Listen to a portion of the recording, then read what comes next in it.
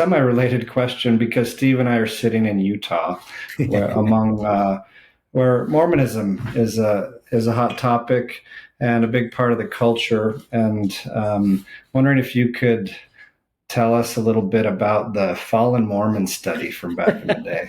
Thank you, Reed. Yeah, I'm glad we got to that. So I think what I described how is from 1985, when the DEA moved to criminalize MDMA, they used the justification of MDMA neurotoxicity. It was going to be brain damage. And at the time that the DEA did that in 1985, there was no studies on MDMA neurotoxicity. There was George Riccardi at the University of Chicago who had done some work with MDA, which is a stronger version of MDMA in rodents, and had discovered some, at certain doses, some reduction in serotonin nerve terminals.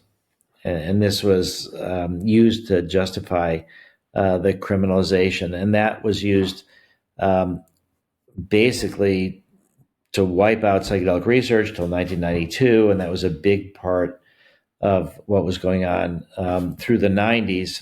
And so around 2005, what I was wanting to do is really look at the neurocognitive consequences. So when people talk about MDMA neurotoxicity, we've actually replaced the term neurotoxicity more or less with neuroplasticity. It could be even referring to the same thing, but it's like neurotoxicity is negative, neuroplasticity is positive, that you can rewire your brain.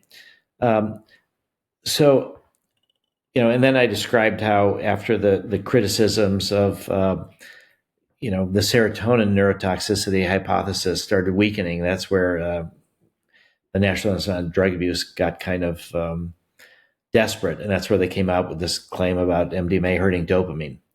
All right, but the only consequence of sort of heavy ecstasy use from all these studies that people have been able to identify was neurocognitive processing, certain memory things, certain kind of not even depression, but just sort of memory, executive function, things like that. And so they had all these studies that ecstasy users were deficient in one way or another. But the thing that made it difficult from a scientific point of view is ecstasy users were doing all sorts of other drugs as well.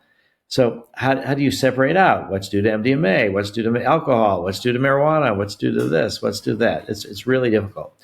So around 2005, I get a call from a fella who is a MAPS member, and he says, I know you've got this methodological challenge of how to really look at MDMA neurotoxicity, but he said, I've solved it. I know how you can solve it. There's a group of people that have only done ecstasy and not any other drug. And I'm like, how can that possibly be? He said, well, I'm calling you from Salt Lake City.